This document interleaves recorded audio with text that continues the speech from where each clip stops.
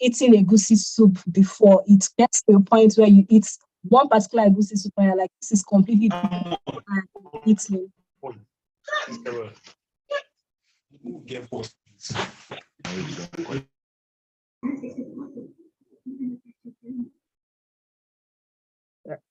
So, like I said, I would encourage you to make sure that today's session is not going to be business as usual.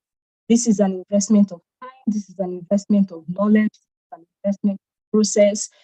For those of us who were in yesterday's session, there was a bit of conversation where what comes from a place of clarity and power. This session is to give us some clarity and power so that we can grow. If we do not grow, how do we want to stay productive? Productivity is an act of growth, it's an act of doing something out of nothing. And this is being productive even when things are going well and when things are not going so well. I would like to beg us that, first of all, let us go back and still invite people to come and join us. We don't want to gain all of this alone.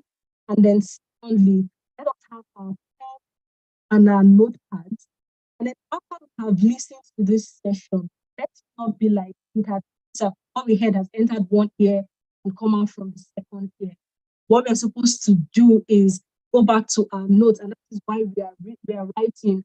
I'm sure you've heard KJK mention it over and over again, that when you hear something and you write it down, it's not about what you've heard, it's about what you do with what you hear. Is a typical example of what are we going to do with what we hear tonight. Don't make this look like this is what we have been doing since this is what we've been saying. There's nothing new that we're going to hear. Again, I'm repeating and I'm emphasizing, even if you have heard what you're going to hear tonight, be ready to process it differently. Come here like a child with all form of innocence. You're learning today and you're going to use everything that you have learned yourself an advantage, especially in today's economy. Things are not getting better. Things may not get better. What we need to do is to put ourselves in a position where, despite all, we are standing strong, we're standing firm, and we are at an advantage. What is going to distinguish us now is the knowledge that we have and how we make use of the knowledge that we have. So before I hand over, I would like you to repeat after me. You don't necessarily have to unmute, but I'd like you to repeat after me. Because I have come here today, I am not going to go back the same way I came. I would learn, I would understand, I would process, and I would take advantage of what I have learned. I will not make a mistake. This is a seed that is being planted in me.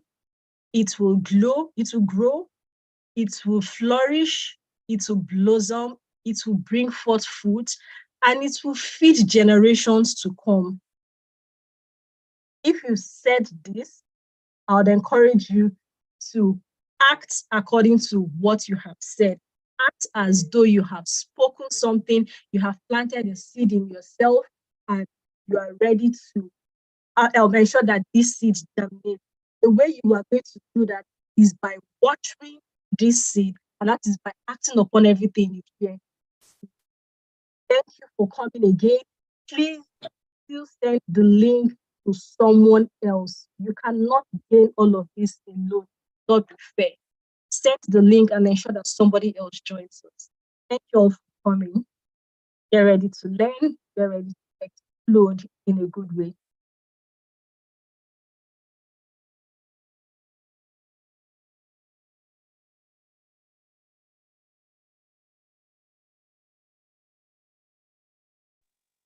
Dr. Tusing,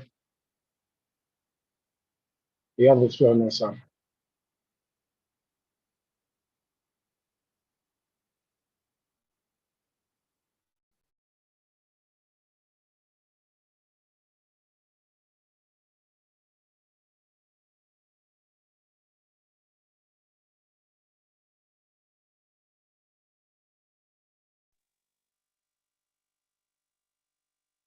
Okay, good evening, everyone, once again. I'm sure you guys are all doing well. It's good to have you all here this evening. So please, we would like you to do something for us quickly. Can you just use the chat button? Let us know where you are listening and watching us from. This is very important. We need that feedback right now. Just mention your state and country. Just do that for us. Thank you, Dumi.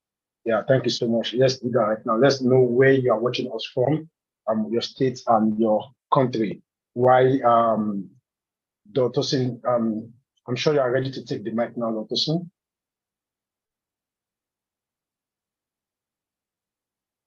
Yeah, I hope everybody can see me and hear me rather. All right, good evening, everyone, and welcome to this global webinar. I'd like to appreciate the opportunity given me by our founder and international director, Mr. Kunle-Joe Komolafe, as well as our country director in Nigeria, Mr. Ifeoluwa, for the opportunity to share a bit about the Real platform with us as we begin this session. The Center for Real Impact and Youth Development, our vision is to be a global institution where change agents are raised and released for global impact. And these are not just a set of words coined together to sound very lofty and beautiful, but it is what we have operationalized in the last 15 to 20 years of the life of this organization. For us, it is imperative for us to raise an institution that is not just local, but has global relevance. And we are more interested in raising change agents in every sphere of human endeavor. We want it, when it is mentioned in the sphere of education, of religion, of entertainment, and all of the other spheres of human endeavor, we want someone from the Center for Real Impact to emanate as a shining star that will blaze the trail in those industries and make a tangible difference that will make meaningful impact to society. Our mission as an organization is creating a platform for inspiring, educating, motivating people to maximize their potentials in life. Generally, we say at the Center for Real Impact that the difference between where you are now and all of your lofty aspirations in life is a gap called the knowledge gap, the capacity gap, and that's the gap that we feel at the Center for Real Impact. Our impact in your life, in your business, in your career is such that we want you to be able to maximize your potential. So regardless of your level of attainment in life, regardless of your level of capacity in life, regardless of what you have accomplished or yet to accomplish, there is something that the Center for Real Impact can contribute towards making you maximize your potential. We believe there is more to you, and as such, we are creating every avenue, every platform, and every programming designed specifically to incentivize you as well as empower you to be able to maximize your potential in life. And our values, are enshrined in the acronym DREAM. D representing readiness, D representing diligence, R standing for readiness, E representing excellence, A for accountability, and M for mentoring. All of this we have said, the theme of today's global webinar talks about staying productive in both good and not so good times. There is no way your productivity can be enhanced if you don't have this value of diligence. As a matter of fact, I am yet to see anybody that has accomplished anything of note in life that does not have this trait, whether as an individual or as an organization, where the value of diligence, hard work, smart work, as some people would like to coin it. But no matter how smart you work, you must be ready to put in the time to build capacity, to execute, and to sacrifice all that is required to be able to get results. and then we are always ready. A lot of people miss out of opportunity in life because they are not ready. One of our value is to always be ready. Most of the opportunities that are life transforming, that are destiny shifting for us, sometimes come, when we are yet to be prepared. So what we call luck, probably in some part of the world, is what people refer to as opportunity coinciding with readiness. Once your opportunity coincides with readiness, everything begins to work, because trust me, your multi-million-dollar opportunity is not going to announce to you that I'm coming next week. It will not announce to you that I'm coming next month. So it depends on you now to be able to build capacity in readiness for every opportunity that will show up in your way as you grow in life. So we take the value of readiness very seriously at the Center for Real Impact. All of our programming, our seminars, our platforms are designed deliberately to make you ready, so that when your time comes, you will not be somebody wondering so that somebody else will not be introducing you to yourself to be asking, oh, is it me they are really talking about? And then we talk about excellence. For us, we value excellence because for us, it's a lifestyle. It's a tradition at the Center for Real Impact. One of the identity by which we are known in the Real platform is the value of excellence. We believe that to be excellent is to always set benchmark for accomplishments, for delivery that are below the average. As a matter of fact, the very first encounter with the Real platform, the very first session we're going to have with our now president and international director, I can remember about 17 years ago, and that was coined, mediocrity no more, not me.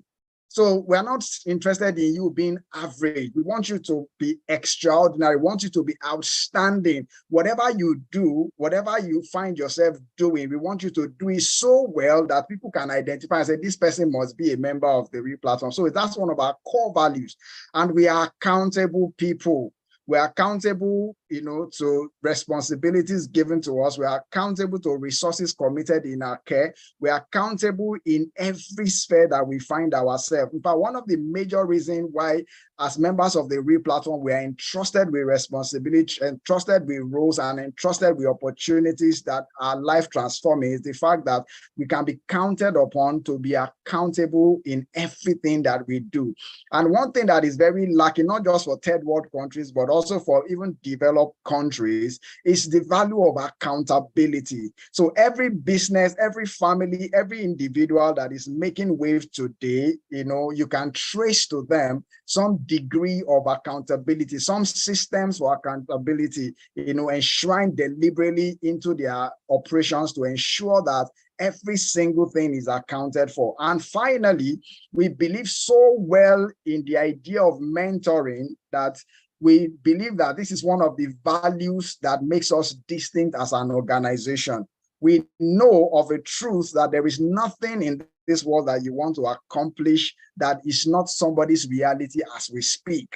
I don't see any country you want to visit, any business you want to build, or any amount of money you think is your aspiration in life, or any size of project you want to execute that somebody has not yet done. So what you call your own dream or your own aspiration is somebody's reality. Mentoring helps you to cut the journey. Mentoring gives you leverage to be able to stand on the shoulder of giants, so you don't have to repeat people's error, you don't have to repeat mistakes, you don't have to do trial and error. You also don't have to learn from your own experience, because sometimes there are certain experiences that can even cost you your life. So there is no opportunity for you to even retrace some of those things. Mentoring for us is very key, and we take it very seriously at the Center for Real Impact. There's always avenues created for you to be mentored, regardless of wherever you find yourself. So these are our values, and these are the things that we represent as an organization. So I want to invite you this evening, like it has been mentioned by the moderator, that I want you to have an open mind, that you have come to a place where all of these are put together to ensure that you become a better version of whatever it is you are today. Thank you very much, and enjoy the rest of the session. Thank you so much, Dr. Tosin, for that section. Sincerely appreciate you. I think it's time for us to jump right in it right now so that we don't waste much of our time. And there's no better person to do justice to this topic than our own founder, Mr. Kunle-Joe Komolafe, someone who just over the years have not just been teaching this, but his life has shown it. He has imparted into people's life. Some couple of days ago, I was reading one of his book, Mind Yourself. I think some of you should come to the office so that we can borrow you so that you can read that book again. As old as that book is still very relevant today. Someone who knows how to bring you from nothing to something. Someone who over the years has raised men, built men, inspired men from in diverse field. People are struggling today in the nation and in the world. People don't know how to be productive in bad times. And I'm sure he has that weight of experience to help you navigate life. So this is a series, and you don't want to miss any of this section. So beyond you being online, I told my leader something. Don't be online. Ensure you take notes. Ensure that you participate in this meeting. Come empty, come ready to learn, because I can assure you this meeting is going to change your life. So I'm just going to go ahead now and just read his profile to us while I welcome him proper.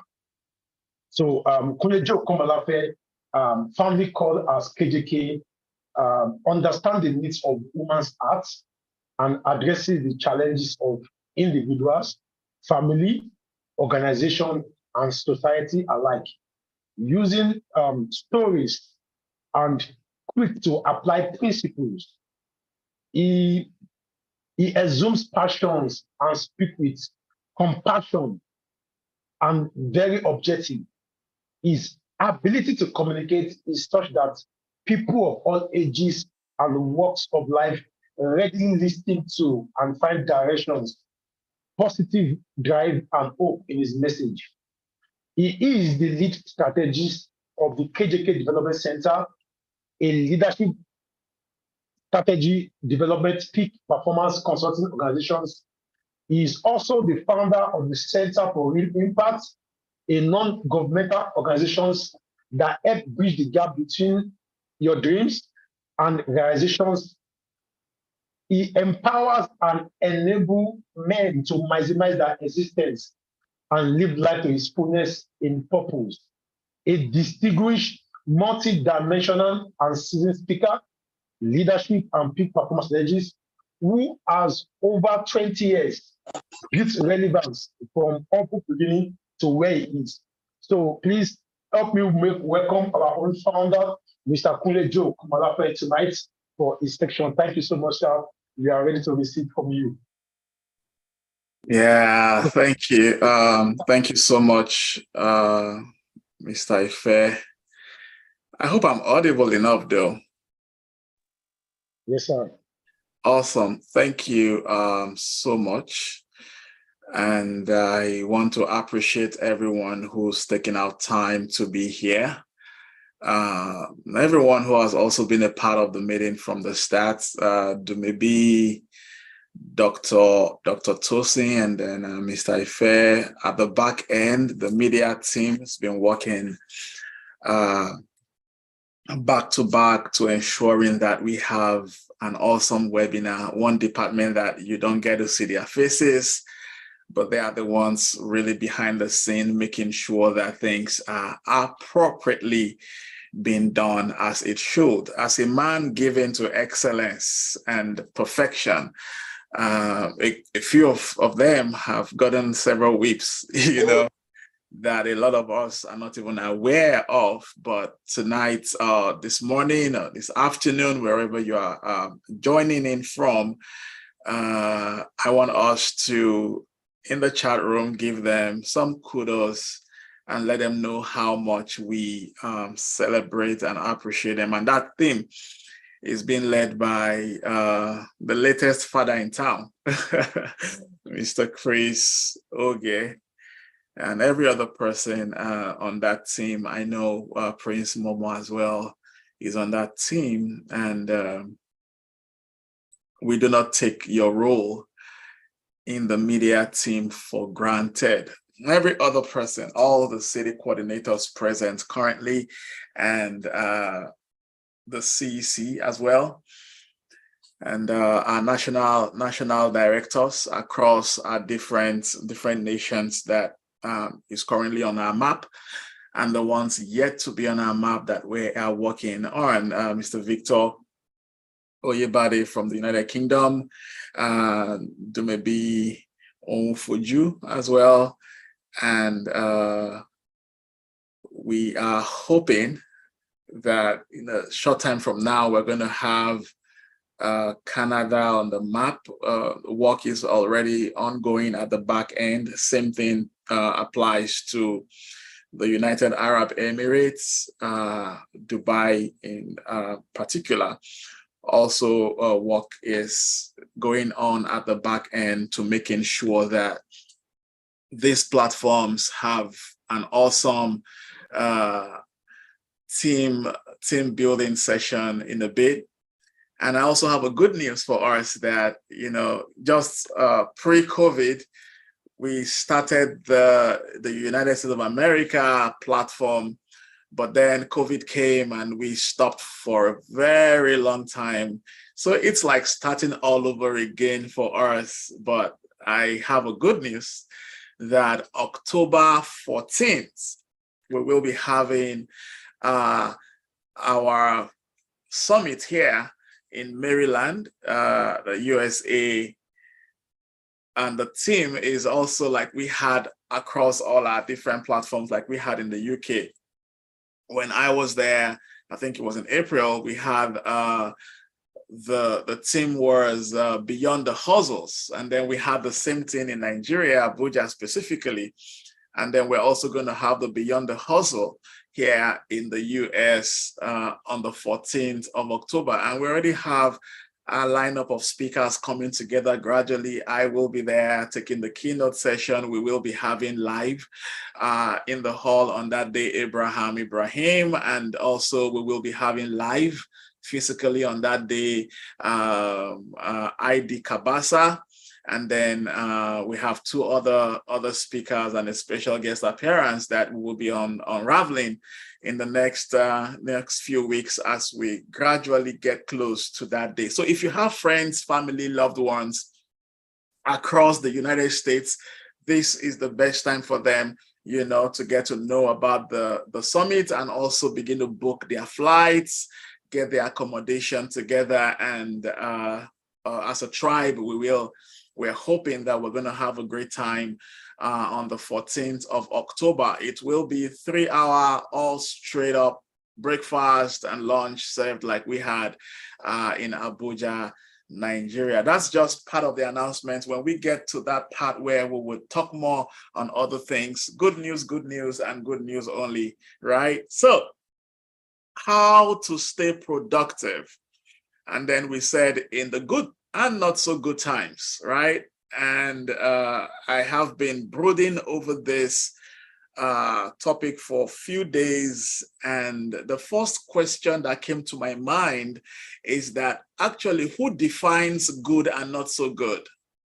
Who actually defines what is good and who defines what is not good? I don't know if the media team can pull this out for us. I forgot to mention to you. It's like if you write 69, you want to write it down on your notepad or your note sheet or wherever it is. If you write 69 down, you would find out that depending on how you are viewing it, you either would see it as 69 or you see it as 96. So it depends on from what perspective, from what angle are you looking at this figure. So who actually defines what is good and what is not so good? That's the first question, because what is good to you may be bad to me, and what is not so good to you may be my own eureka, might be my own oh-ha moment, right? So the first question is, what is good and what is not so good?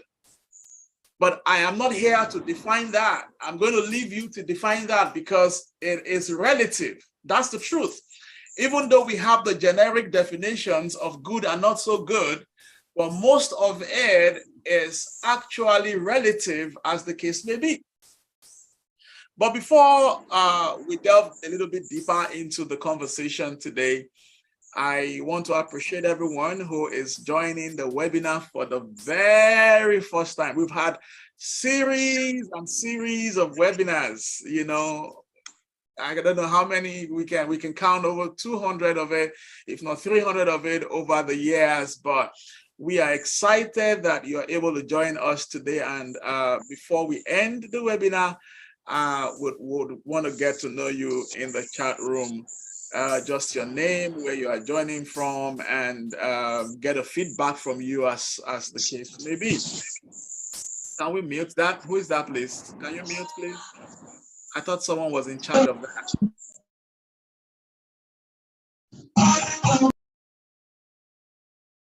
Awesome. So I was reading something recently online about I just want to take a detour. You know, I don't know if any of you watched the O2 Arena stuff by the most recent one. We've had quite a few. The most recent one by Ashake, right? The guy who sang The Lonely at the Top. I love that song, actually. I've had that song over several times. I love it. And then someone said that it took Wizkid, they were doing a research about it, said it took Wizkid about 8 years to fill up the O2 Arena. I said it took the video about 8 years as well to do the same thing. And then it took Burna Boy about 10 years. But it took Ashake about 18 months, you know, to be able to fill that up. But it's not even about how long it took each of these legends, those great musicians to fill up the O2 Arena. It's not a competition as it were.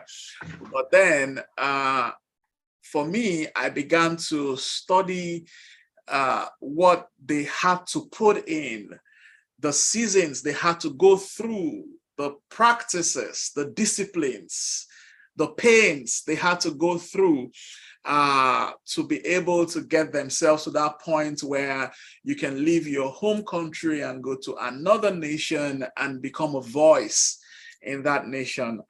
And three things jumped at me. I have quite a few people who are close to, about to be one or two people actually, who are close to Olamide, who is seen to be the mentor, one who held the hands of the Ashake man or dude to get to the point where he is right now. Is it the YBNL? I'm sure you know the YBNL brand is Olamide's brand. And I've heard so much stories about where he was coming from as a young boy who was just more like what we would call a personal assistant or office assistant, helping to support, of course, the legend, Idi Kabasa, many years ago back in Lagos, you know, stay around him when they are doing works in the studio. And then Kabasa saw that once in a while he sings, you can sing, jump into the mic and let me hear you do some song. I don't know if you watched the interview that Idi Kabasa gave some few days ago online. And then before you knew what was happening, and then he began to hold his hands, mentor, coach, train, help him to, you know, sharpen the edge night and day and all that. I'm sure you know he did the same thing for Nice. The song, what's that song again that became like a global anthem at some point that Nice sang? Who can remind me that song again? You guys are like not social guys. Come on. Gongoaso, thank you. You know, thank you. Yeah, Patience. That was a song, right? And but then three major things jumped at me when I began to do some studies about these guys. Let me say four things. These people understand mentorship at a very high level. You know, they are sold out when it comes to, and I'm sure you guys have heard the fact that at some point, the same Ashake guy used to be the travel manager or something for Brother Shaggy, you know.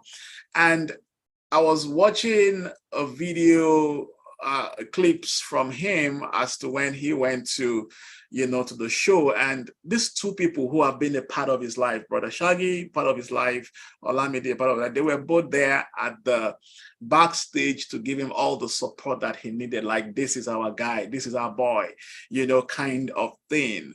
And if he was not a man or a young guy given to understanding the principles that govern mentorship and being a prodigy, I'm so sure that they will not be there at any point in time. Also, one of the things that jumped at me learning from these guys is the fact that they collaborate a lot. Someone said that if not for the fact that there was a Tiwa, there was an Olamide, there was a Fireboy, is it Fireboy now? That if not for their presence at the show, that he would not have been able to single-handedly fill up the arena.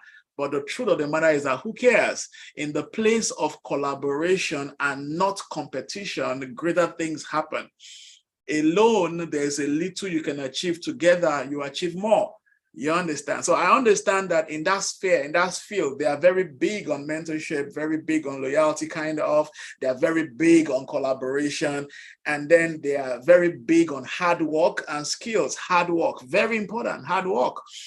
Hard work, where we are from a part of the world given to a lot of, we give so much concerns, you know, to certain things. Like there's a demon, there is somebody from my father's village, you know. For those of us who are not from Africa, it's voodoo, you know. You will believe so much in all of these things. And then we spend a good chunk of our time giving attention and concerns to those than we would give to what makes for greatness, which is the place of consistently putting in the work, hard work, to making sure that whether it is a good time or not so good time, you keep hitting it hard and making sure that you are playing your own part and letting God play his own part. He will definitely always play his part. His part is constant, but is yours constant? So these guys are given to crazy hard work, harnessing and developing their skills every now and then. I heard that they put in almost 18 hours, 17, 19 hours every day practicing to becoming who they are. I heard about this basketballer guy that died and how he put in so much every day, 4 a.m. And I'm going to get there when we begin to teach even deeper than I'm currently saying right now. And I'm sure a lot of people are already learning. You know, until you get to that place of extreme sharpening of your skills, you will not find that level of visibility that you desire to find or desire to have. And even when you get to that place of visibility, if you have been sized up and you are found wanting in the place of you being able to deliver, you will be pushed down. You will be relegated back to that level where you should have been.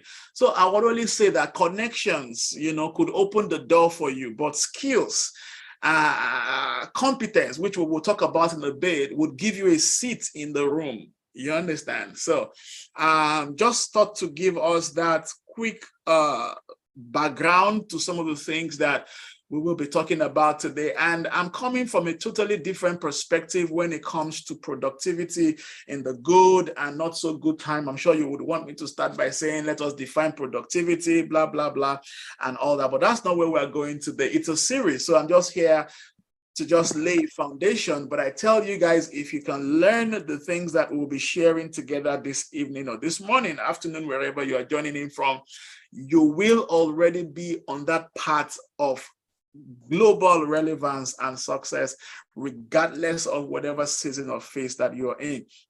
I want us to understand that there are seasons of life. Just as we have different weather conditions, there are seasons of life. You know, in the US, we have what we call the spring. Currently we're in the summer, and then we have the spring, we have the fall, and then we have the winter. You know, and one of the things I did sometimes last year was to take a picture of a particular area that had lots of trees during the spring. I took the same picture during summer. I took the same picture during fall, and then during winter, it was not the same thing. All the pictures during the fall, it is expected that all the leaves on the tree would have fallen down. That's actually what it means, really. And of a truth, during the springtime, you would assume that these trees are dead, but they are not dead. It's the weather, it's the condition, it's the season that they are in that makes it look like they are dead. Literally, you will not find a single leaf on some trees during the fall. And then before you know what's happening, spring comes. And when spring comes, you begin to see these beautiful flowers begin to bud on these trees. That is the season. And then, of course, the flowers would now become what leads to leaves on this, and then it gets to summer, and then there's leaves on the tree, and then winter is extremely cold, and at every season wardrobes are being changed.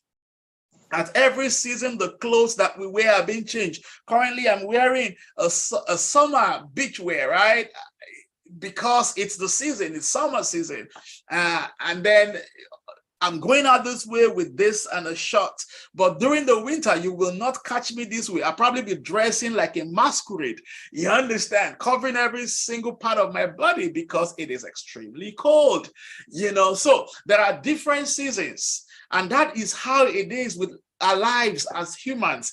We have different seasons of our life. And your season cannot be compared to my season. What you are experiencing, what the kind of dress, the kind of wardrobe that you are having right now would be different from my kind of wardrobe. Now, I'm not saying wardrobe literally, but I'm saying that what you're experiencing, what you're going through, could be different from what I'm going through. But the truth of the matter is this: everybody is going through something. Every human being, including the Dangotes, including the Elon Musk of our time, the Bill Gates, the what's the name of this guy again? The Elumelus and the rest, a lot of them across the world going through stuff. Is the question is that, or the issue is that what they are going through is different from what we are going through. I remember I shared this with you, that I was with a role model of mine, and then we're talking about money, and then I said to her, and then I mean in Abuja, I said to her I needed to renew my rents, and that was about I think that was like 10 years ago, and I said my rent then was 350,000 naira, and I was having challenges raising that money at that time because it was rather a not so good time for me. Right. And then she smiled and she said that she's trying to get a property sold. And I asked how much was the property that she wanted to sell. It was a major issue for her because they had other things they needed to use money for. And she said that property was going to be sold for about 1.3 billion naira. Now, that is her own going through. Her own going through is different from my own going through at different levels. So we need to come to that place of understanding that every human being, as long as there's breath in your nostrils, there's a going through. There's a season for every one of us. Now, the question is this: what would you be doing in those seasons? Would you lock up yourself in the room and say, I'm going to wait until this season is over? Because it's winter season, I would wait until it is over before I step out. I don't like cold weather. I don't like cold season, right? Or you probably say, because it is summer, it's too hot, I'm not going to be able to go out. And then you lock up yourself in the house all through the 4 months that it is summer season. No, it doesn't happen that way. So you need to understand that everybody is going through his or her own seasons. And And how we deal with these seasons will determine how we come out at the end of those seasons. But I want to say to everyone on this call that one day you will look back with tears of joy and be grateful to your Maker, the process that you have been through, and you will be grateful to yourself for not giving up. You'll be grateful to yourself for not giving up in that season, in that good and not so good times. You will be grateful to yourself that you kept adding something small, no matter how little it is. You kept adding, you kept growing, you kept making that little push, even though it was challenging, even though it was difficult for you. You probably could not make that much push like the other person was at that time, but you did not stop. You kept moving. You will be grateful with tears of joy in your eyes that I made it true at the end of the day. And that's my word of encouragement to someone on this call this evening, morning, afternoon, wherever you're watching from. So I want us to talk a little bit about the danger of unconscious negative comparison as we talk about productivity. And like I said in the beginning, that I'm coming from a totally different perspective, right? And then we start building from there into the deeper things, okay? You know, one of the, when it comes to how you define good or not so good times, it is important for us to also talk about the danger of unconscious negative comparison.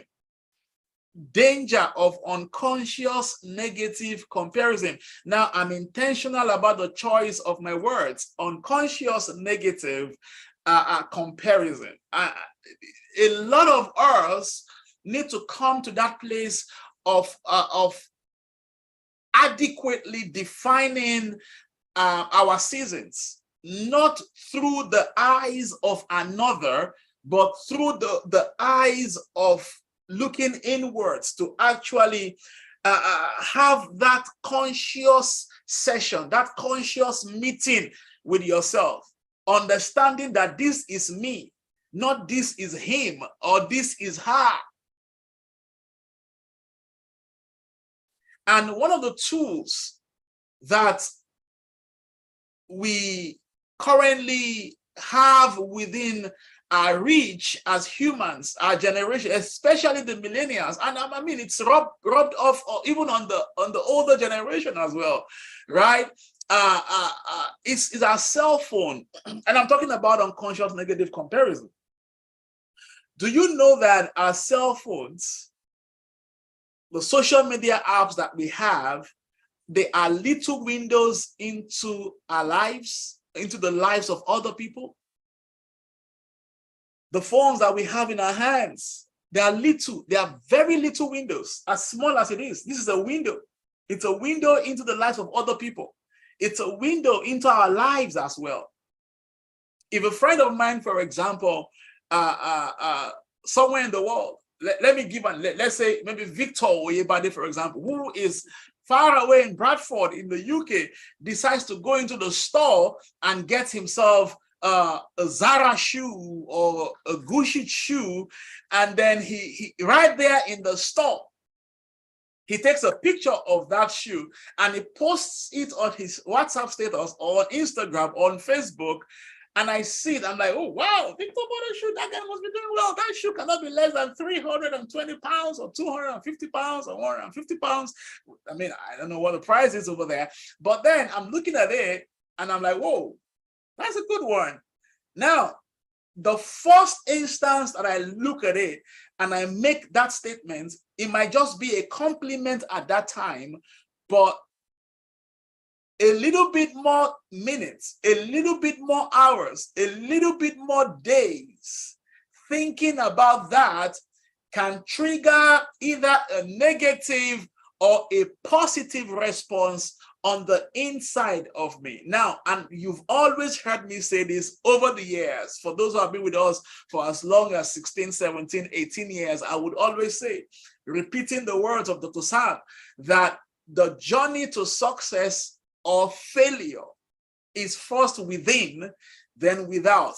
Everything that you see in the world today was created twice. Every experience that you have, either productive or not productive, good or not so good, was created twice. And first, it was inside of us. So that picture alone could determine a lot of things. It could determine a lot of things unconsciously. Now, despite all the value that these networks bring to us, like Twitter, like Instagram, like Facebook, they've brought a lot of value to the world, right? There is only one glaring negative that we have to face. Very glaring negative that we have to face openly and honestly. These channels, these networks, these applications make it easier than ever for us as humans. So it makes us wish we were living someone else's life unconsciously. It makes us look through the window of someone else's life to wish and desire that we could be like them, we can be like them, we should be like them. And I'm not sharing this like Dumebi said in the beginning. Just complain, just come open, don't fight it, don't argue with it. Because I know that at this webinar, I'll be pressing some buttons, some red buttons, and I'm intentional about that because I want us to leave this place with some self-consciousness that it is time for me to own my life, celebrate my life, and move my life to the next level, regardless of what is happening in the windows, in the yards, in the corridors of another. We wish that we were living their lives. And one of the things that I've come to realize is that when we start comparing ourselves to other people, we are playing a game that we will never win. We are playing a game that we will never win because we were not born the same day, we were not born the same minute, we were not born the same second, even if we were born the same day. Every human is unique on its own, and that is why when you want to travel either to any nation of the world, they would ask you to do a thumbprint. And at times, you know, when they say they will adjust the camera like they do when we come into the airport in Nigeria. They have this very short camera. They move it towards our face. They say, look into the camera. They are not taking your face, not just your face, because every single one of us have the unique identity, which is our eyeballs. This right retina, whatever they call it, right in there is different. As we have how many billion of people on the surface of the earth, that is how unique every one of us is. So that's what they are looking at. So if you do anything and they pick up that stuff, they can, through that retina or through your thumbprints, locate you.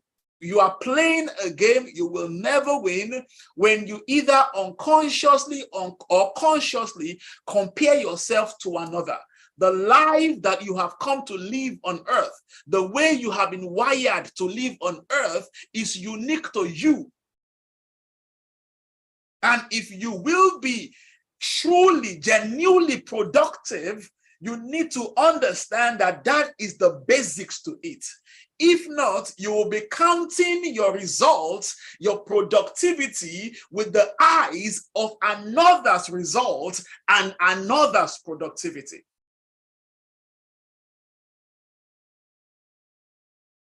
And one of the things I have found out is that, you know,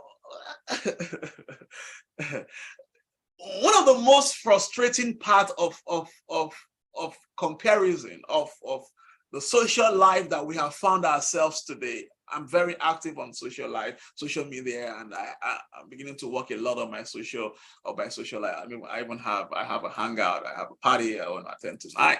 You know, a club, a friend of mine is opening somewhere in Baltimore, and We have quite a few people coming, Obi Kubana and the rest of them. Invite just a few friends of his, and then some other senior folk will all be there to celebrate with him and all that, working on the social life and all that, blah, blah, blah. But you see, the truth of the matter is this, that one of the most frustrating parts of social media, of social life, is that it is not always the real life. It is not always the real life. Most of what you see there, they're enhanced. It is a public display of our best self. For example, I made a post of a picture of mine this morning, and everybody was like I got a people are like, you're in shape, you're fine. I'm working on my shape, working on my health, and blah blah blah, and all that. And then what? And the truth of the matter is that before, it was my son that took those pictures, and you can be rest assured that I had over 9 of that picture. I'll say, take it again. Oh yeah, take it again. What am I looking for? I'm looking for the best of it. So what people are commenting and commending on is the best of it. The worst of it, I have deleted it. So it's not always real life. It's enhanced. For the hangout I was telling you guys about, I have like 4 shirts. I hang on the shirt right there. I'm looking for the best of it to wear. Every one of us, as we go out of our rooms, as we go out of our houses, what we are doing is ensuring that we put our best foot forward. So it is an error to define our lives based on one who has put his best or her best foot forward. Hence, I think it was A.A. Allen that defined, or that wrote the book. He said, man, know thyself. Man, know thyself. Do you know who you are? Do you know who you are? So there's always this sudden urge, this unconscious urge to catch up, and it overwhelms us. It overwhelms us. Oh, he just got his master's. Oh, he just got his PhD. Oh, he just bought a house. Oh, he just built. Oh, his children are attending that school. Oh, my kids must. Oh, my da. Oh, my d. You understand? He just got that shoe. He just got that shirt. We begin to define productivity based on that. And nothing breaks a man when you are trying to, what I call, keeping up with the Joneses. Nothing breaks a man like that. Nothing does break a man like keeping up with the Joneses. I have people, here, who even drive the best of cars more than I drive, live in the best of houses more than I think I live in right now. But I have more income than they do. Because when I was talking to a very dear friend of mine, and we were having that conversation yesterday, and I said, when a system where credit is big, I can walk into a car shop right now, leave this meeting, walk into a car shop right now, and pick up a Maserati of 2023 if my credit is good enough to carry it. And I would drive out of the car shop with a Maserati or with whatever car you want to call, whatever car, Ferrari or whatever it is. In my credit takes it, I would drive it out, stand by it, take a picture, post it, and everybody sees that, oh wow, this guy is doing well and doing no well.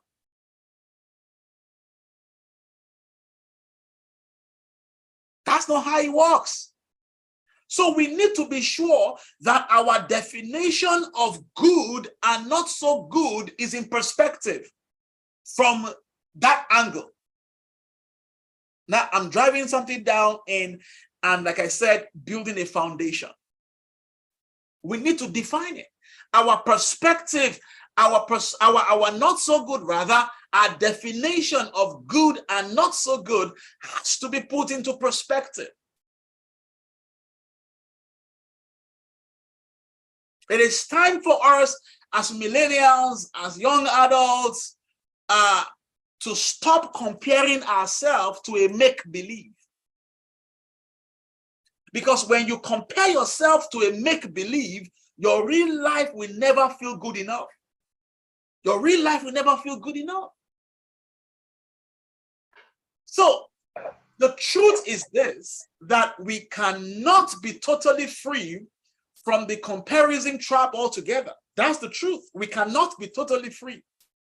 There has to be something that we are looking at that gives us that inspiration, that motivation. But we have to be careful to know where the divide is when it switches from the positive comparison to the negative comparison. It's a very thin line where envy sets in, where I must catch up and overtake sets in.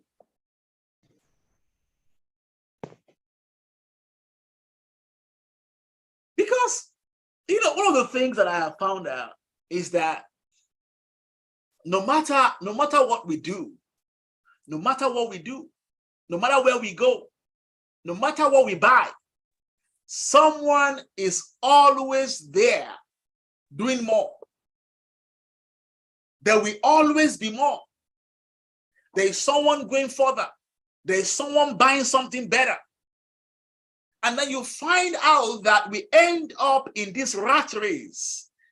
And at the end of the rat race, you will still remain a rat. You understand? You still remain a rat. Life is in phases. Understand this, that life is in phases and men are in sizes. We grow differently. Hence, our definition of productivity will differ. Look at it now. There were people that were your neighbors when you were growing up. They looked like they were in heaven, right? And then now, you look back again, and it's like you are the one in heaven compared to them. Irony of life. There were people that you went to the same school together. They were the ones getting all the A's. And you were always struggling to get even a C. And it looked like, you probably may not end up to be anything. They are going to be the ones. And then now, look back again, and then you find maybe some of them are even people that work with you, or work for you. And so you don't even know where some of them are anymore.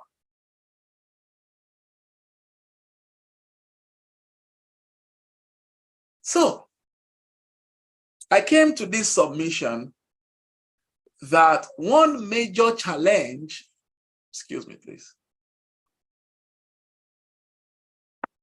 One major challenge to productivity is our ability, or rather, I'll put it this way, our inability to move past comparison, our inability to move past the rat race. And to be able to achieve this, it takes absolute focus. Absolute focus.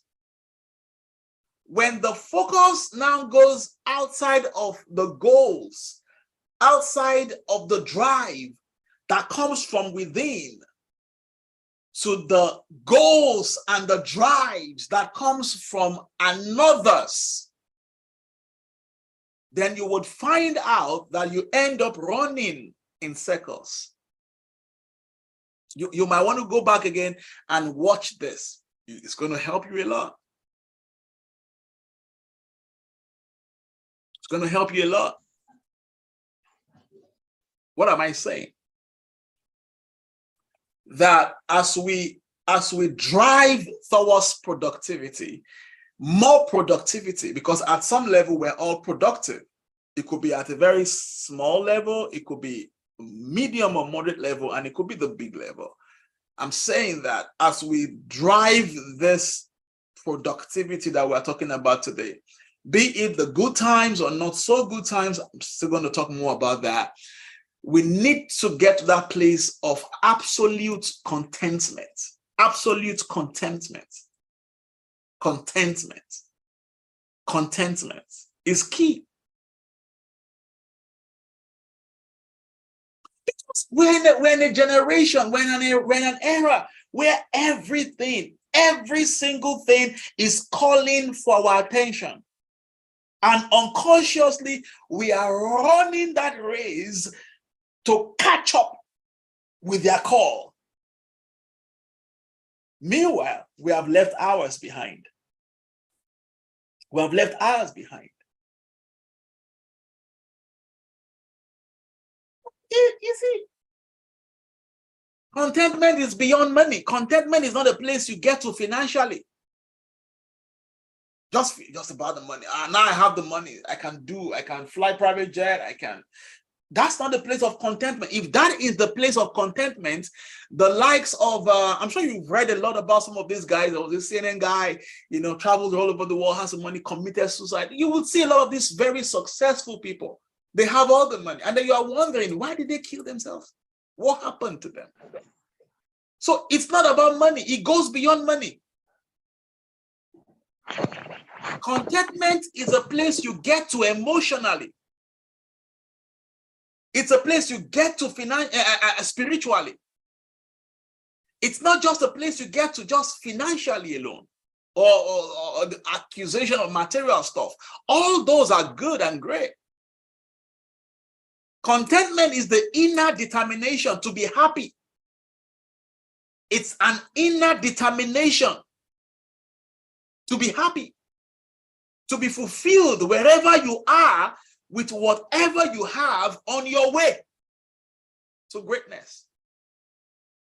So don't get it twisted. We will drive the best of cars. We will live in the best of houses. We will go to the best of nations. We will change the lives of men, do great things all over the world. From the place of contentment, not from the place of internal fight, not from the place of comparison, not from the place of trying to be like. No, friends, no. It stops today. These are the little things that kill productivity, as it were. It kills it. Then you find out that you keep running and running and running and running, and you're killing yourself on the inside, and then gray hair comes. Before you know what's happening, you're 55, you're 60, you're 75, you're 80, God sparing your life, and then it's goodbye.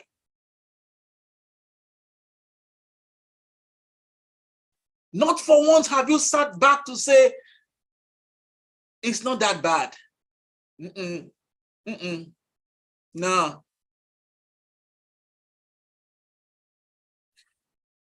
But I wish I could give us specific steps that we can take that would guarantee our contentment, but I can't. But one of the things I could do as we lay this foundation in this series is we could look today, very two big secrets that I have learned from those who have gone ahead of me, and I have applied them, to living a life, a contented life that has helped me consistently over time understand that I have actually been productive. I am not where I used to be, even though I'm not where I want to be, right? But before I do that, let's look at very quickly, for those who are taking notes, what a content person looks like. What does a content person look like? Paint me a picture of what a content person looks like. Number one, a content person or contented people are satisfied people. They are satisfied people.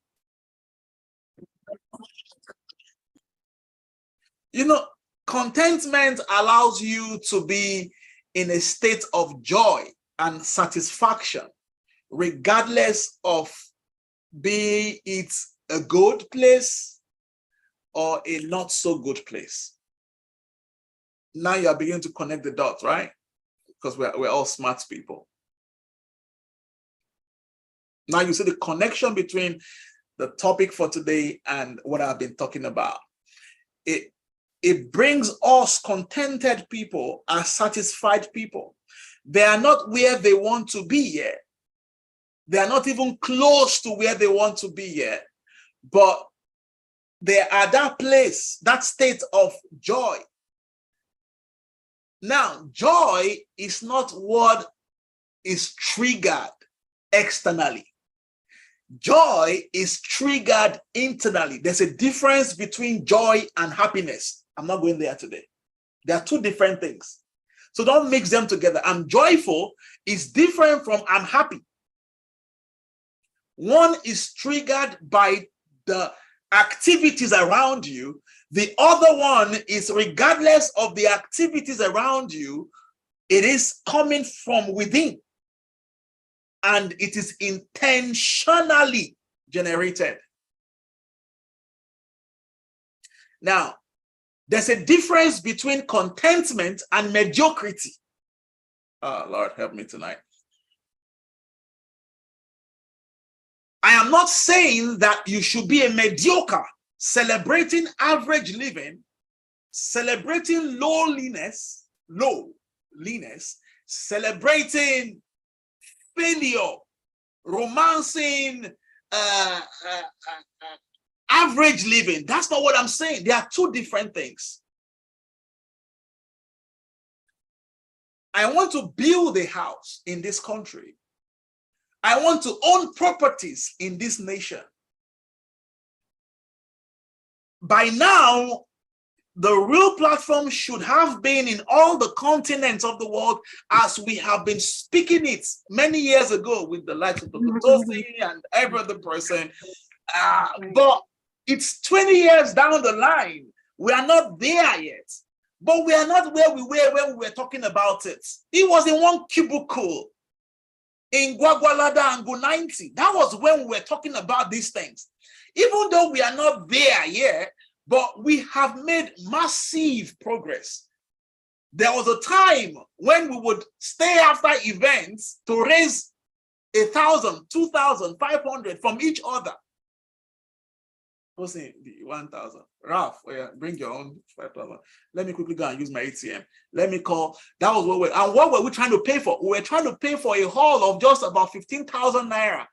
Then, now we do budgets. We do events where we spend 5, 6, 7 million naira.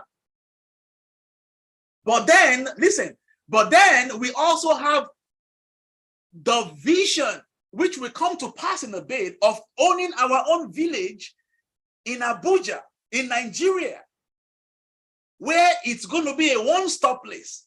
We have different kinds of halls there. We have a game center there. We have a viewing center there. We have a cinema there. We have malls there. We have schools there. We have a pool. It's a one-stop place. It is coming. We are not there. So we are not losing sight of that mental picture. Even though we are here right now, we are joyful. We are satisfied. We are contented people.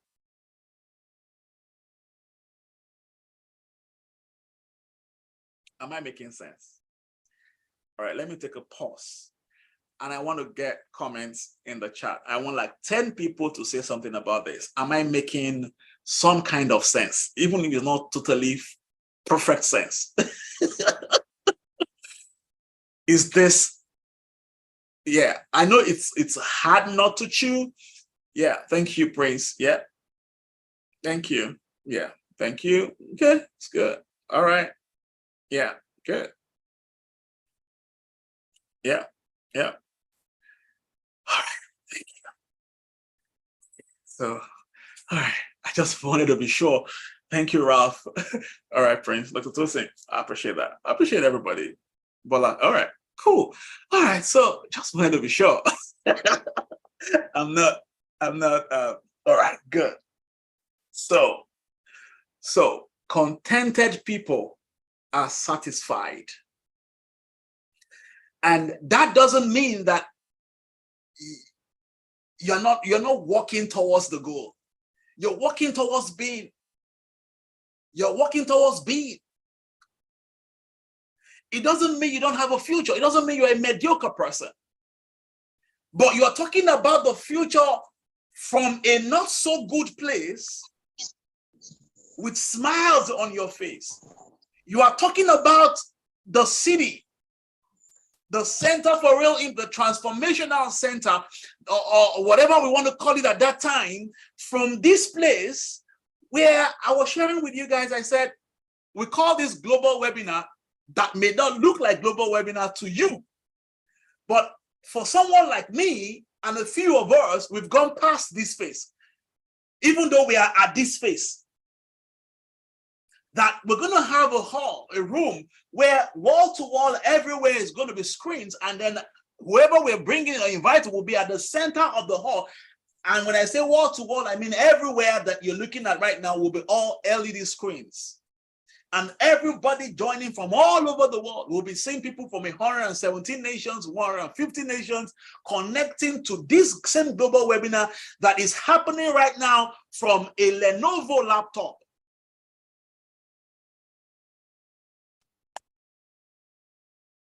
But guess what? When I woke up this morning, I was dancing. I was excited. I was happy. I'm satisfied. At this point, I'm joyful. I was dancing to Ashake, if you want to know. That was what I was dancing to. I was excited. And I try to do that every day. Intentionally generating the see. Now, I'm not trying to be spiritual on you, but I think it was Jerry Savelle that wrote a book. He said, if Satan can't steal your joy, he can't touch your goods. He didn't say happiness. He said, if he cannot steal your joy, he cannot touch your goods.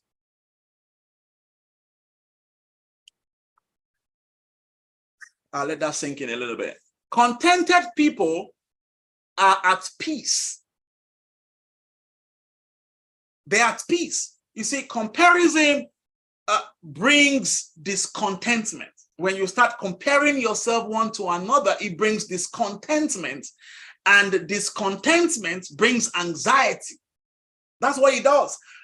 Discontentment brings, and that's why you see 38 years old, 41 years old, 45-year-old people, aside from those with medical lineage, I don't know, what do they call that thing again? Aside from those folks, the people who are not from any of such, having high blood pressure. They said the guy slept and did not wake up by the time they checked his high blood pressure. I heard about one, it was just 41. And he died, and his blood pressure was, when they checked it immediately, it was about 240 something. Come on. The brain just ceased working. Blood pumped everywhere, brain scattered with blood, and then he passed. Anxiety. Anxiety. Focusing on the blessings in your life right now helps you get past all that. It helps you get past anxiety. It helps you get past discontentment. Contented people, they save more because they're not rushing to the store to go buy stuff they do not want or do not need. So when you are contented, you save more. When you are contented, you avoid debts. I told myself some few years ago that I do not want to appear wealthy. I want to be wealthy. They are two different things. The appearance of wealth and actual wealth. Me and Mr. Ife, we've talked about this a few times.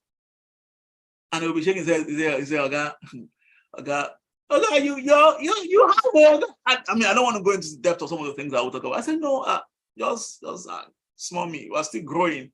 We're still coming there. I don't want to appear wealthy. You can look at me and decide or determine my wealth. No, far from it. I want to be actually wealthy. And that is the place of contented people. That's the place of contented people. Contented people are generous people. They give. They give. Oh, I don't have that much, but this is what I take. I don't have that much. They're not, you know.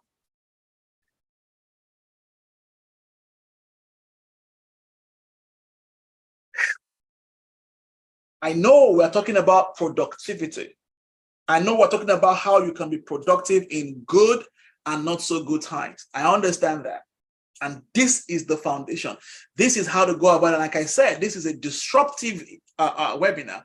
This is not a webinar where we just want to hype ourselves with the definition of productivity, the 7 keys of productivity. I'm going to talk about that in a bit, but that's not the goal. This is the goal of this webinar tonight. This is the foundation. And what I have done is that I have shared with us a foundation that many people do not have. They have not settled this foundation in their drive for productivity or for more.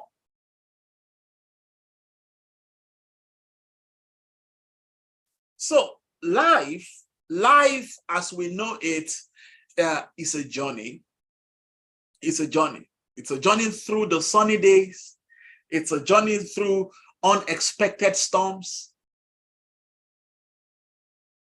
But the key to success, the key to these things lies in our ability, regardless of it being a sunny day or a stormy day, regardless of the circumstances, we intentionally choose to be productive. Intentionally choose to be. There's this quote by Vince Lombardi. I don't know if you've heard about that guy before. He said that the difference between a successful person and others, he said, it's not lack of strength, it's not lack of knowledge. He said, but it's not even lack of skills. He said, but it is a lack of will. Somebody say will. He said, it's not lack of, they have strength, they have the knowledge, they have the skills. But when you don't have the willpower, when you don't have that will, and no one will bestow it on you, no one will give it to you. That's why I always say that the path to success is a lonely path. You're going to walk it alone, eventually. So very quickly, as I try to wrap it up somewhere here, and then we come back again one of these days to have this conversation. So KJK, how do I stay productive in good and not so good times? Sorry, I'm trying to check.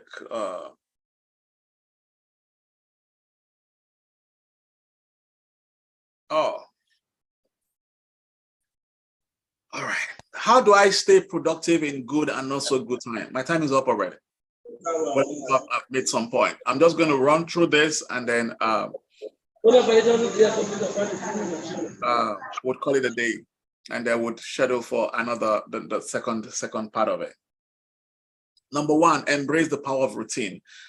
How do I stay productive in good and not so good times? Number 1, embrace the power of routine. You know what routine is? ROUTINE. When you have established routine, it provides you with a sense of stability. It helps you navigate the highs and the lows with grace. Like, for example, and it helps you to be accountable as well. Every morning when I wake up, after doing my meditations, I take a walk. It's a routine that when I miss it, my system and my body tells me that I have missed one. So every day I wake up, I'm conscious about the fact that something is missing. It's a routine. A consistent morning routine. It could be, there are people who that if I wake up every morning I must see their good morning. They greet every morning. Like some have been doing this for the past 2 years, some 3 years. Like I wake up every morning, I see their message and their prayers. Good morning, sir. Just thought to wish you a great day, blah, blah, blah. How was your night and all that? Every day, consistently. And some of them are on this call. Every single day I get a message, an SMS, a WhatsApp message from them every day. Like I still got it this morning. Routine. So the day I don't get it, I feel something is missing and it's on the both ends. They would also feel the same way. Now, this is just a layman way of explaining what I mean, that what routine does to us, regardless of the seasons that we are in our lives. So you want to tonight or this afternoon, create for yourself that routine, that 3 things, that 5 things that you want to start doing every day consistently for the next 90 days. It could be reading. It could be making affirmations. Write that affirmation out, paste it on the wall of your house. It could be savings, going forward every month, 25% of my income or any money that comes into my hands goes into savings. See, I said something to myself yesterday and I wrote it down here. I said, men of routine are often men of results. Men of routine are often men of results. Routine created consistently and through discipline becomes our productive strength in good and not so good times. When we create a routine and we are consistent about it, through discipline, it becomes our productive strength in good and not so good times. Most of the time in the not so good times. Look at it. I've been a student of people over the years, biographies and autobiographies, and I have come to discover that these men are men of routine.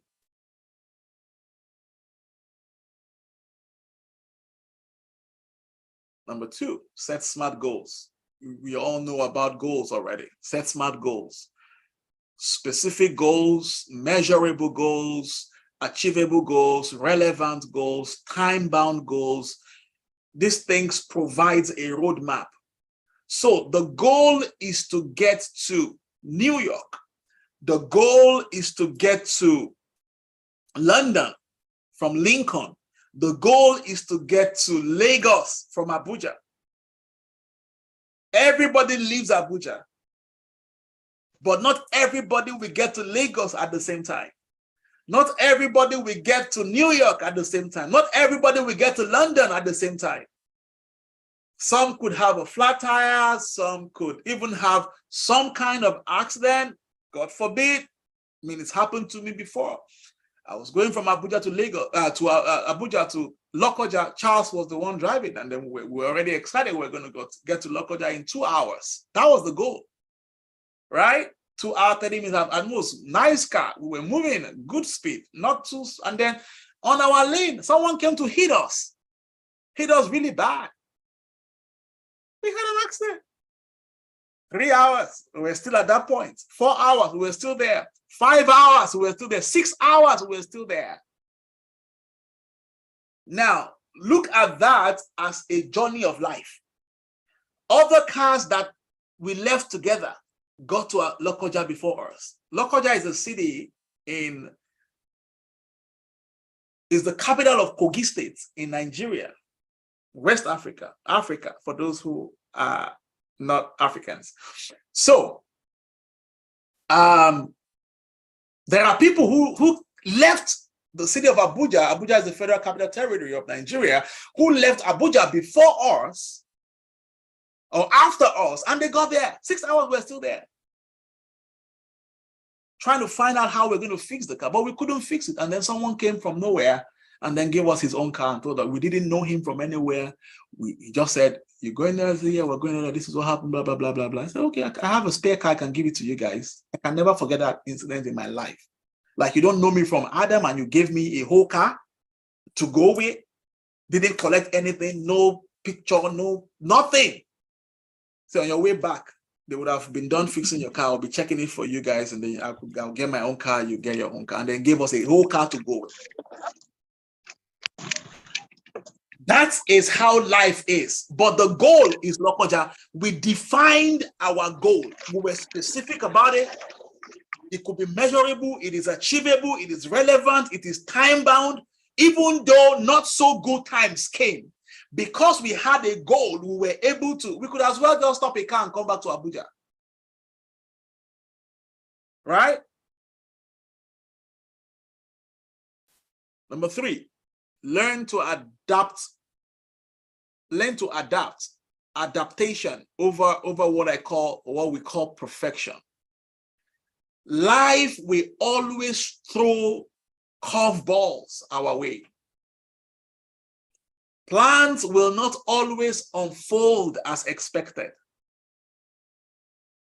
But I want to let you guys know that it is okay to fall, but don't stay down. It is okay to cry, but don't get carried away. And I'll say that again. Life would always throw us curveballs. It is okay to fall, but don't stay down. It is okay to cry, but don't get carried away. Because plans may not always go the way you want it to go. Things may not always walk the way you want it to walk. But when you have these set principles in place, it sustains you. It keeps you through the journey of good, through the journey of not so good times.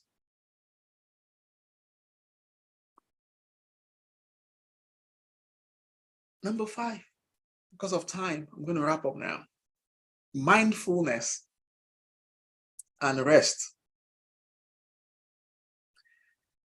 A rested mind is a productive mind.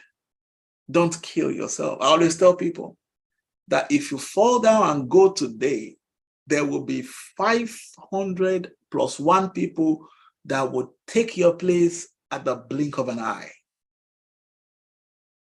Your position will be out on the newspapers. They will replace you like you never once existed.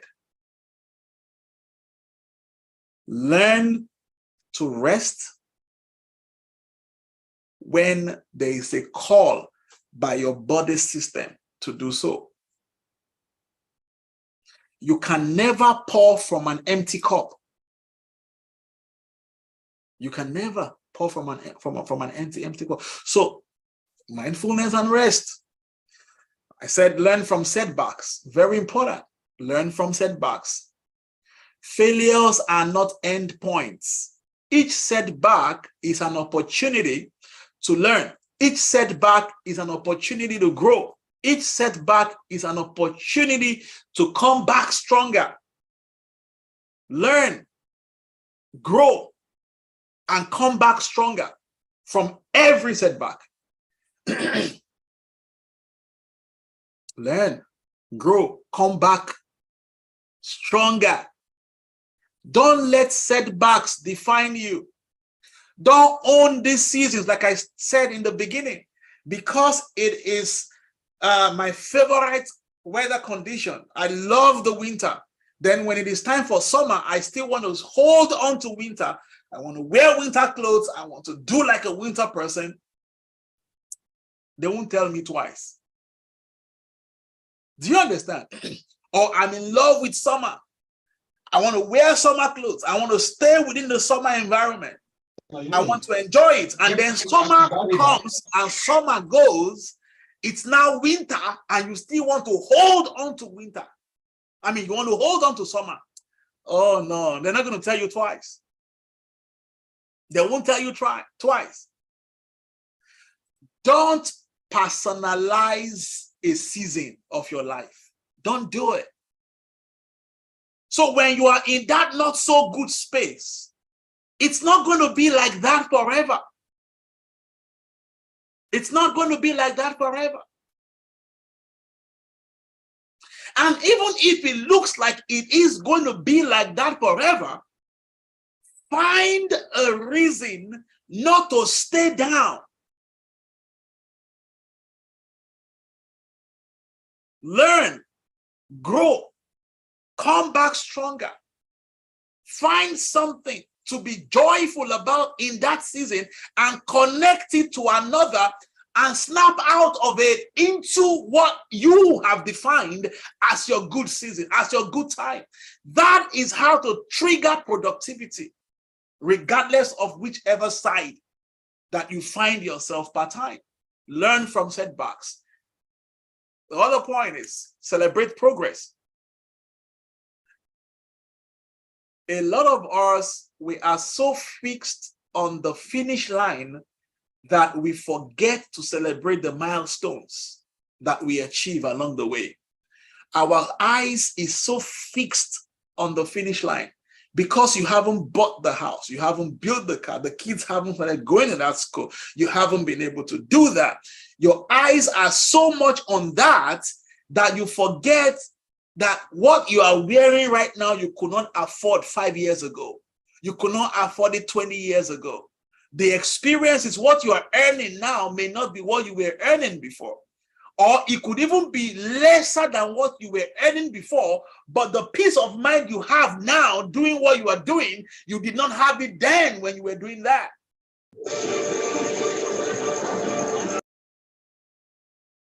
So you don't want to stay so fixed to the finish line that you forget to celebrate the milestones that you have achieved along the way.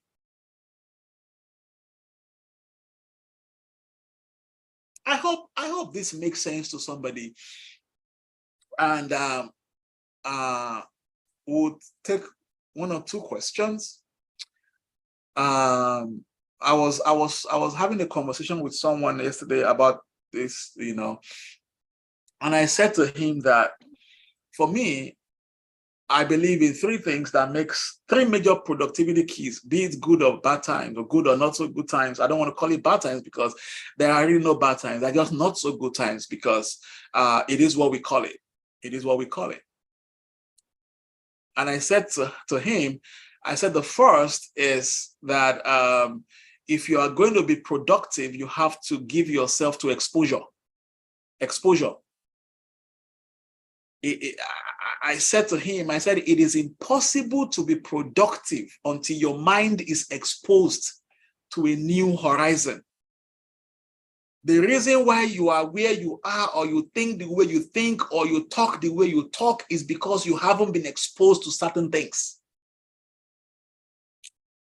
I remember some years ago, I don't want to, get into the details of it,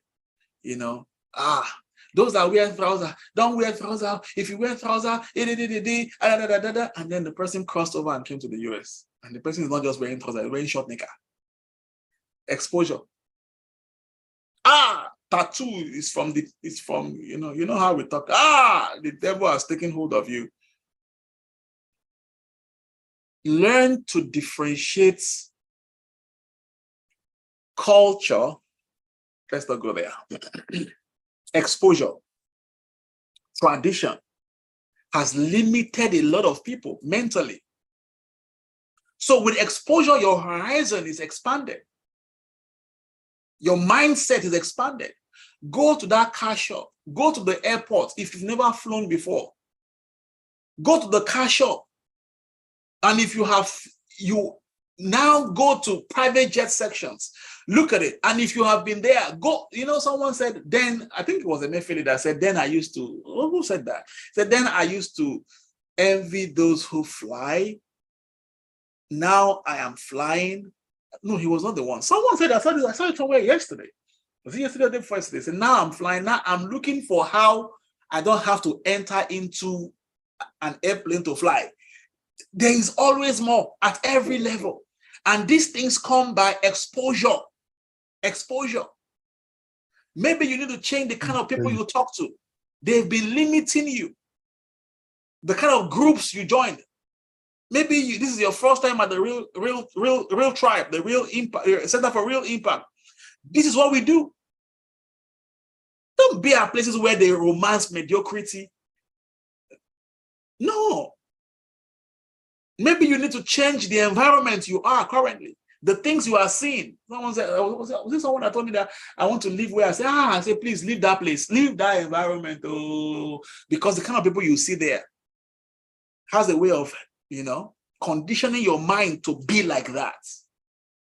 It just sets a limit to you mentally. And until you can see it in your mind, you may not be able to touch it with your hand. I said something. I'm going to stop here at the exposure. There are other things, but I'm going to stop here. I said something on my status this morning when I was posting this event. I said, you are born like your parents, but you will die like your decisions. Every one of us. Oh, he looks like his mother. Oh, he looks like his father. Like Chris, he just had a baby. Everybody's looking at who the baby looks like. I'm sure you've had that experience too. It's an African culture thing. Oh, she looks like Chris. Looks like Nneka. Looks like Chris. Looks like Nneka. It looks like, the women say it looks like your grandfather. Everybody is born to look like his or her parents. But as soon as you are born and you start growing, first year, second year, you start celebrating your birthdays, you begin to look like your decisions. And your decision will determine the level of your productivity in life. I hope you know that. The results you currently have is a reflection of the decisions you have made thus far. And the results you will have tomorrow will be as a result of the decisions you will make from today towards that time. So you want to stop making unwise decisions in the face of challenges. When you are in a not so good place, you don't want to make decisions that will destroy your life. That's one of the things that exposure does. It creates dissatisfaction in your heart for more. When I went to Dubai, I said, oh God, have mercy. Everybody around me must be here at least once in their lifetime. And then I was talking to one of the citizens, and he said, one of the people that, he said, this is not even it. This is just a first face. It's first face, it's first face up, it's first face. And my first face looks like this.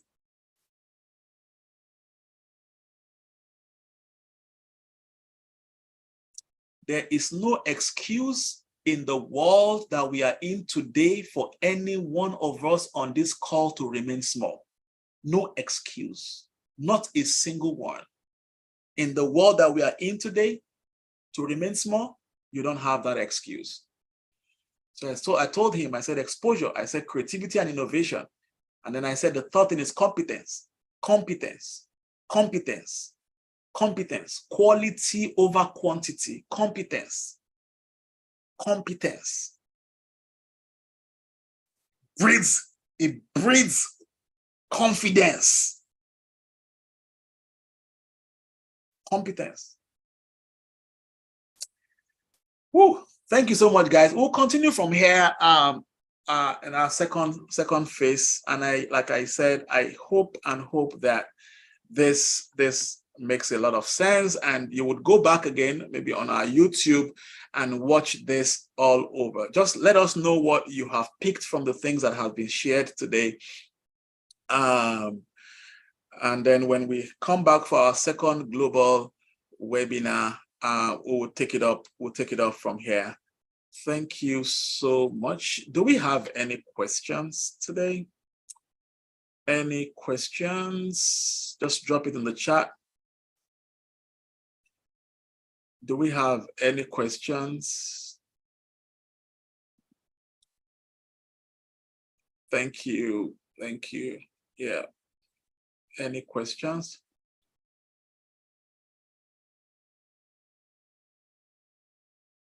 Yeah. Sorry, I'm just looking at the chat room and I'm seeing what everyone is saying. Yeah. Any questions? I'm waiting for the questions before we wrap it up so that we can still be within our time, our closing time. Any questions? All right, so my heart desire is that every one of us will live in the fullness of what our Maker has kept us alive on earth, to fulfill. Again, like I said, competence, build capacity as much as possible, so that when you find yourself in not so good times, as it were, because of the capacity you have built, you are sustained. You have accountability partners. You have people that you can talk to, people that can hold your hands, people you can cry to, people you can laugh to. It just helps you in both not so good times and good times, to be able to stay productive, build capacity, energy capacity, your ability to put on, stay on physically, positive vibes, like they say, positive energy, build emotional competence, emotional capacity, emotional intelligence, your ability to manage your emotions, very important in this journey of productivity. Your thinking capacity as well, your ability to think effectively. I'm sure you know that we are all products of our thoughts. So you want to build thinking capacity, your people capacity, competence in how to respond and relate with people. Very important. Your ability to keep relationships, grow relationships, because no man is an island. Knowing what to say per time and where to say them. Very important. Creative capacity, competence in the place of creativity. Your ability to see options and find answers where others are finding confusion. These things don't come overnight. Consistently disciplining yourself, staying on track, laser focused. God help me. You understand? Leadership capacity, leadership competence. All these things come together to help us in the place of productivity, both in good times, not so good times. Your time management capacity, your time management competence is important. Knowing when to say no with a capital letter, uppercase. No is no. I cannot do it. I will not do it. The power of those who are productive in both good and not so good times.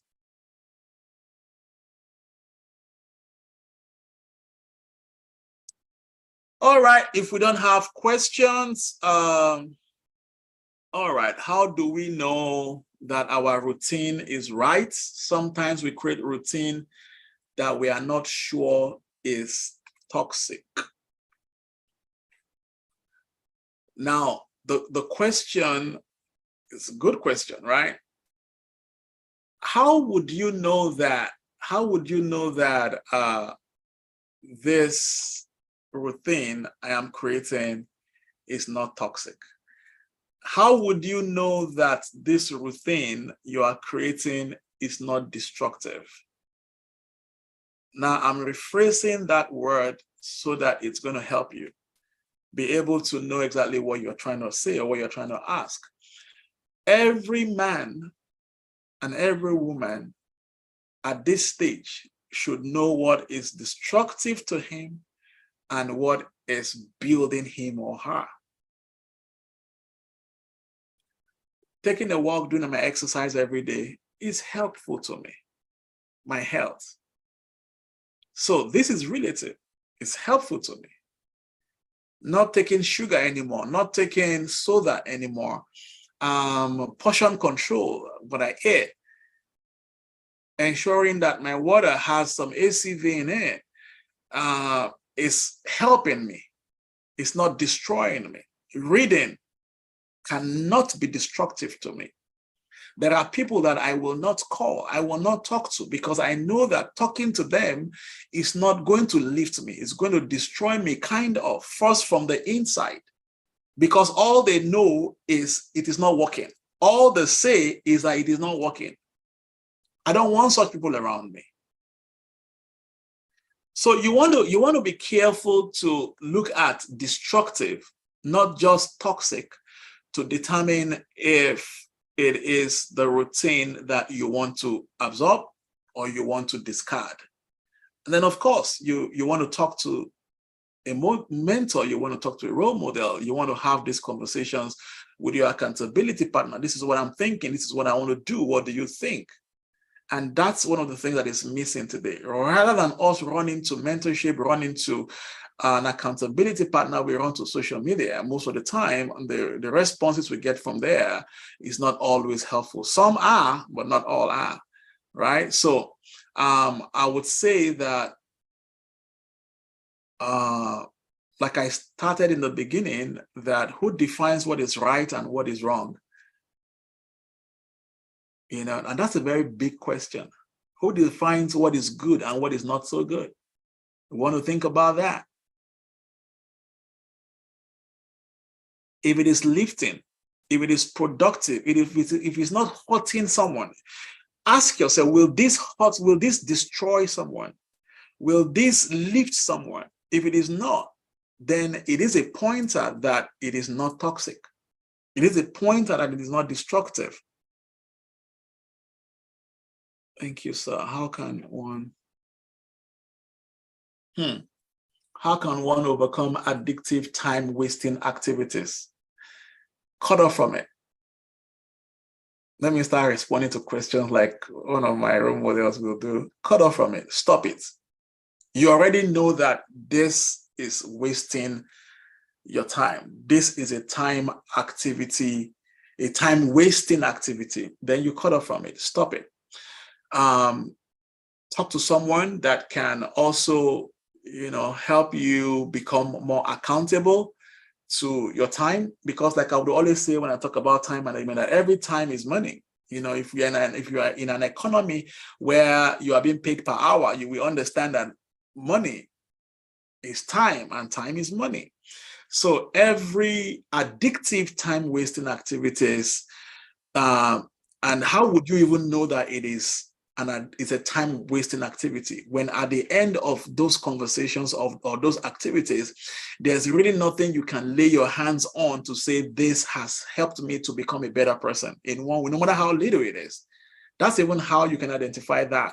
And then when you identify that, you want to be intentional about, there are some that is like somebody who has been smoking for 25 years and you know that, okay, it's not healthy. You know, like they always say, even though they still sell it to us. And you want the person to stop it because the lungs and all that could be affected over time. You wouldn't expect that such person will stop that tomorrow. It's a miracle, you know, it is a big miracle to be able to get someone like that to stop it in 24 hours. But then you are now beginning to talk to the person to look for another activity, something else, to take the place of what he or she is doing that is opposite to it. So rather than taking that cigarette, when the thoughts to take that cigarettes come, take a plate of, get yourself one bowl of ice cream.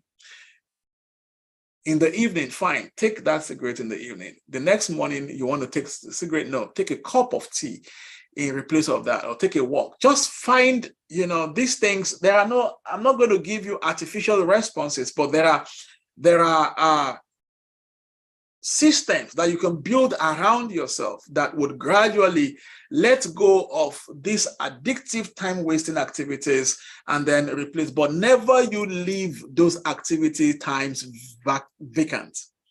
Never you leave those activity times vacant. It will not work. You find yourself getting back to it. So let something else replace that time that is uplifting, that is impactful, that is transformational, that is helpful. And with time, you would find out that you look back and you're like, oh, wow, I never knew when I stopped doing this and when I started doing that. In trying to be consistent, how do we know if to continue working towards something or change the course? In trying to be consistent, how do we I don't understand that question though. How do we know if to continue working towards something or change the course? Now, if I don't really get it, but if I get it right, I would say that you want to have an end goal in mind break that big chunk of what you're working on into smaller pieces and tell yourself, in the next 6 months, this is what I want to achieve. In the next 3 months, break those big goals or big desires or big dreams into smaller chunks. And when you start doing it, right, you want to keep to the time frames that you have given to yourself. And again, it comes back again to accountability, right? I want to do this. Can you please make sure I get it done? Can you follow up with me at this time, at that time, to be sure that I'm getting this that I have set my mind on to do, I'm getting it done? I don't know if that answered your question. What are some of the values? We can't take all the questions anymore. We don't have time. We have to stop. We have a hard stop in the next 5 minutes. Is multitasking a sign of being productive? No, it is not a sign of being productive. As much as I believe in multitasking, or as much as I try to practice multitasking is not a sign of being productive. Take it one at a time. That's what, successful people have advised over the years. Don't try to avoid as much as possible laying your hands on too many things at the same time. You will never get a perfect result for everything you are doing at the same time. So no, multitasking is not a sign of being productive. In fact, multitasking, based on research, is going to affect productivity at the long run. So take an assignment, address it, do it, move to the next one. That's the best way to go about it. Don't start something halfway and move to the other one halfway, move to the other one halfway. Then you get partial results across board. Nothing is taking that place of excellence and success. They are all just mediocre results that you have gotten across board. So it's not a sign of being productive. All right. There's I heard that there's going to be a webinar survey that will be posted. Can we post the webinar survey so that people that are still on this call can quickly, please guys, you want to go to this link. That is the webinar survey link. It just takes 3 minutes, just 3 minutes. We have quite a few folks still on this call.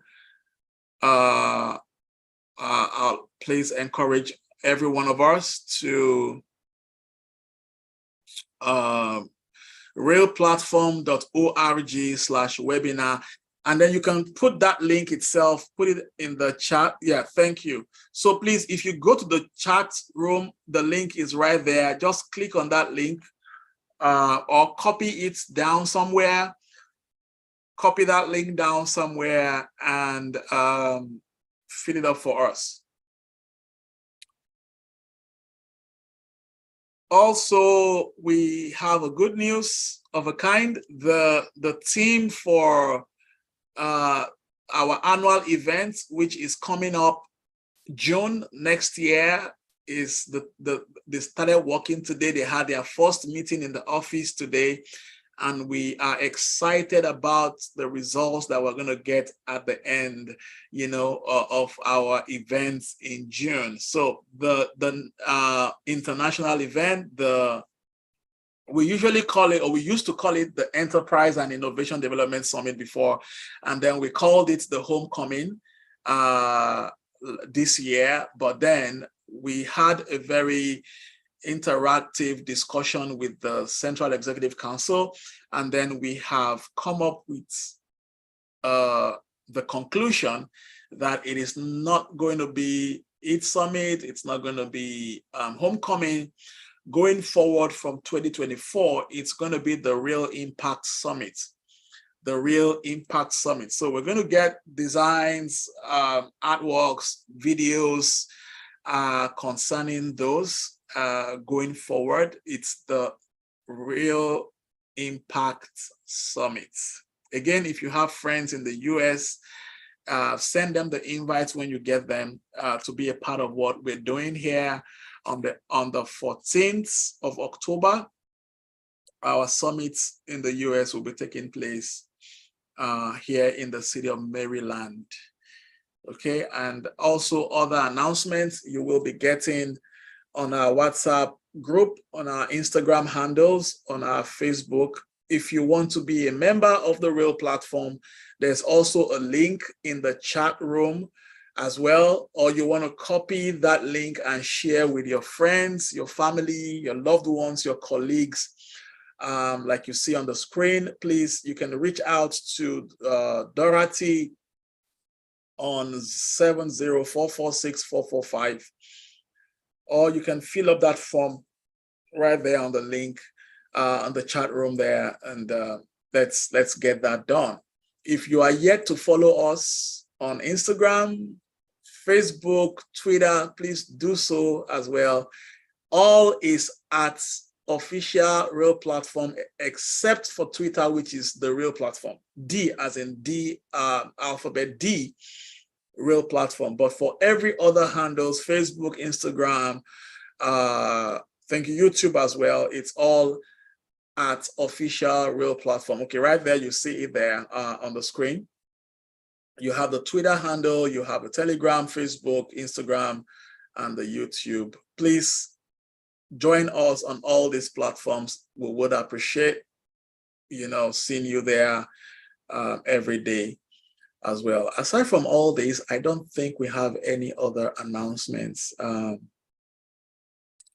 to give or to share.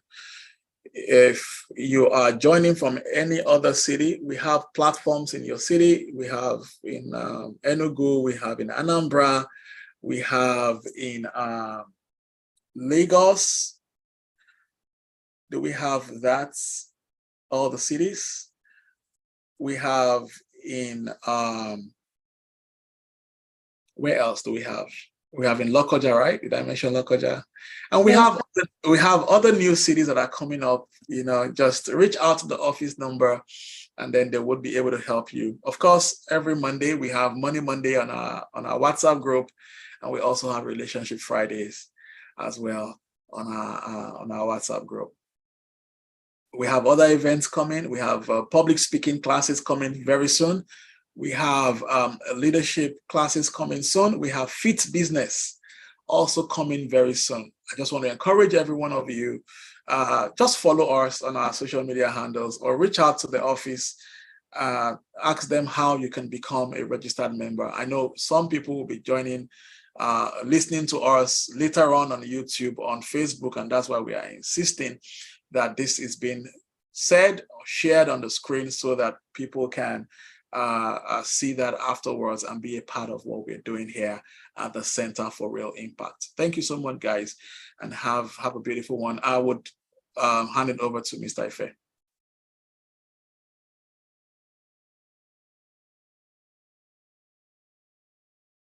What an awesome section. We just thank you so much, PDP. Thank you so much for all that you do for us. Thank you for this section tonight. So much to learn, so much to take home from tonight. Guys, you can use the chat button to appreciate KDK for the section tonight. And like we always say, it is not what you hear, it is what you do with what you heard. Thank you so much. We just want to appreciate you for tonight, for this section. Appreciate you, sir. I'm looking forward for the next section. And also, let's ensure that we fill this webinar survey. Feel free to fill it, and we appreciate it. Also, if you are joining this webinar for the first time, feel free to make a comment in the chat button right now, so that office can reach out to you. So thank you much for your time, and do well to follow us on Facebook, Instagram, and Twitter at Official Real Platform.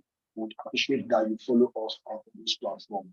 And we can do something tonight. Let's go to our WhatsApp group and share what we have learned tonight. Let's just give a snippet of what we have learned. Follow us on social media and give what that you like, and you comment on all our posts. Would appreciate that. We do that at all time. Thank you so much, KTK, once again, and thank you all for your time. We believe in you. Every one of you here tonight, we believe in you, and together we can do good together. So do have a wonderful night rest. Thank you. This is how we talk. Are we doing that? Okay, thank you, sir. Yes, sir. All right, let's do that. Okay, yes, sir. Good evening, sir. Thank you, everyone. Thank you very much, sir.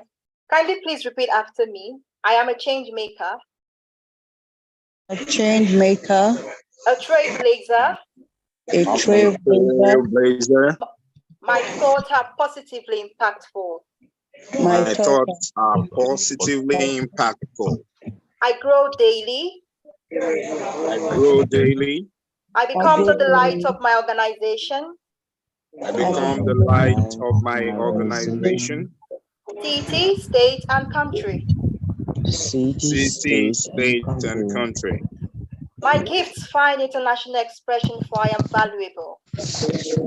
I give international expression because I am valuable. For I am valuable. Indispensable and continually relevant. Indispensable and continually relevant. I am an asset and not a liability. I am an asset and not a liability. I am stable. I am stable. And soar above challenges. I soar above challenges. And continue to make waves even in challenging times. And continue to make waves even in challenging times. The real platform becomes 1,000 times. The real platform becomes 1,000 times more influential in 2023. More influential in 2023. We grow in leaps and in bounds. We grow in leaps and in bounds. Until we become very great. Until we become very great. Thank you. Good night. Thank you. Thank you very much. Thank you, sir. Thank you, man. Thank you, KJK. Thank you, sir. Thank you so much, sir. We're grateful for tonight. Thank you. Thank you. Yes, sir. Yeah. Yes, sir. Good night, everyone. Good night. Good night, everyone.